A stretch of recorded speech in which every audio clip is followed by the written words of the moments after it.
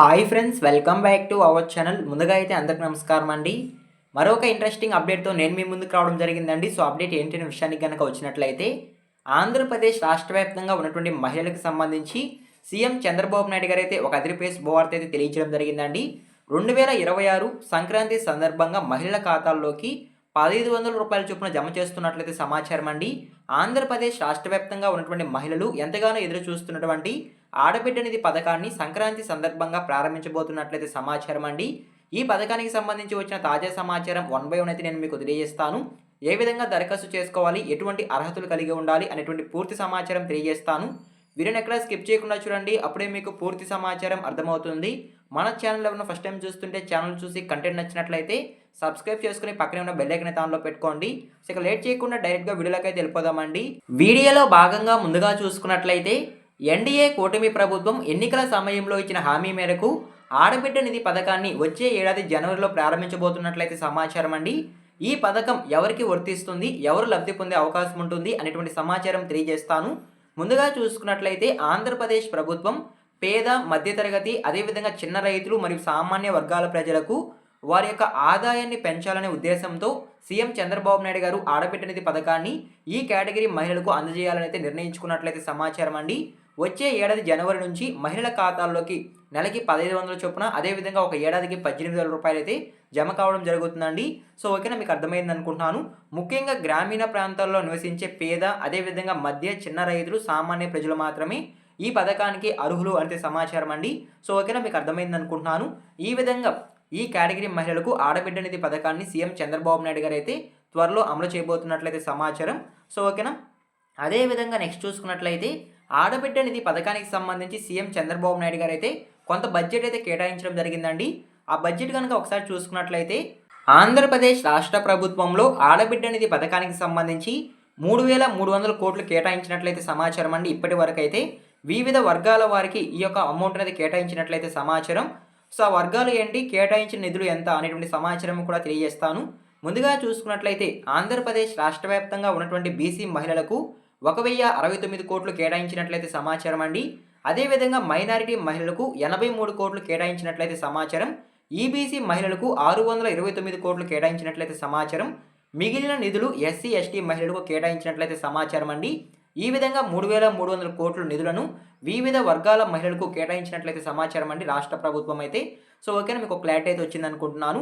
అదేవిధంగా నెక్స్ట్ చూసుకున్నట్లయితే ఆడబిడ్డ నిధి పథకం కింద లబ్ధి పొందాలంటే నెలకి 1,500, అదేవిధంగా ఒక ఏడాదికి 18,000 రూపాయలు మీ బ్యాంక్ ఖాతాలో జమ కావాలంటే ఎటువంటి అర్హతలు కలిగి ఉండాలి అనేటువంటి సమాచారాన్ని నేను మీకు తెలియజేస్తానండి.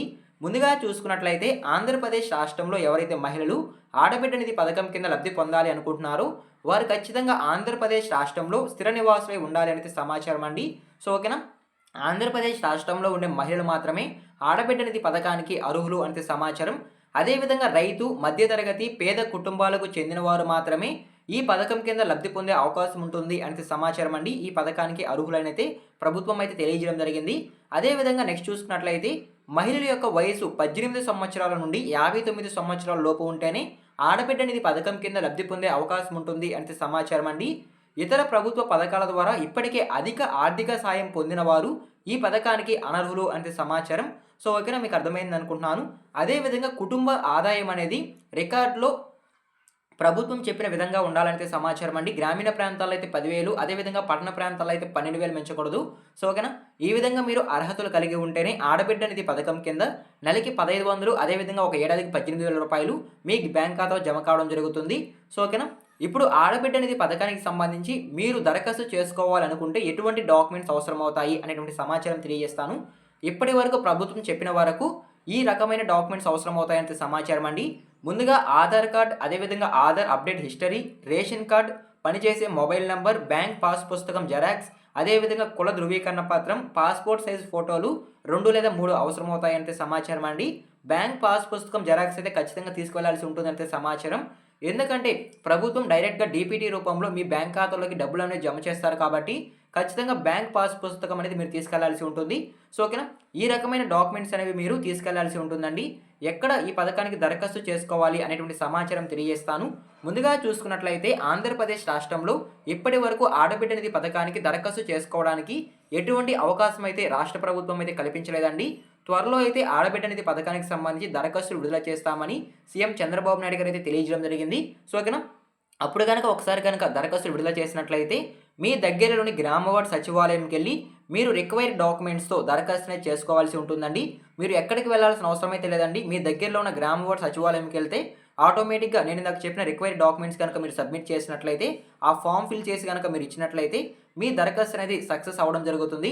సో అవి కనుక పరిశీలించిన తర్వాత మీరు అర్హత కనుక కలిగి ఉన్నట్లయితే నెల నెల మీ బ్యాంక్ ఖాతాలోకి 1500 లేదా ఒక ఏడాదికి 18,000 రూపాయలు డైరెక్ట్గా జమ కావడం జరుగుతుంది. సో ఓకేనా, ఈ విధంగా రాబోయే రోజుల్లో ఆడబిడ్డ నిధి పథకానికి సంబంధించి దరఖాస్తులు కూడా విడుదల చేసే అవకాశం ఉంటుంది. సో ఓకేనా, ఈ విధంగా ఆడబిడ్డ నిధి పథకానికి సంబంధించి ఒక తాజా సమాచారం అయితే రావడం జరిగిందండి. వచ్చిన సమాచారాన్ని వన్ బై వన్ అయితే నేను మీకు తెలియజేస్తాను అనుకుంటున్నాను. ఈ ఇన్ఫర్మేషన్ మీకు నచ్చినట్లయితే లైక్ చేయండి. అదేవిధంగా మన ఛానల్ ఎవరైనా ఫస్ట్ టైం చూస్తుంటే ఛానల్ చూసి కంటెంట్ నచ్చినట్లయితే సబ్స్క్రైబ్ చేసుకొని పక్కనే ఉన్న బెల్ ఐకాన్ అయితే ఆన్లో పెట్టుకోండి. ఎన్ వర్క్ చూస్తుంటే థ్యాంక్ యూ ఫర్ వాచింగ్ అండి. మరొక ఇంట్రెస్టింగ్ అయితే మీ ముందుకు వస్తాను. అంతవరకు జై హింద్.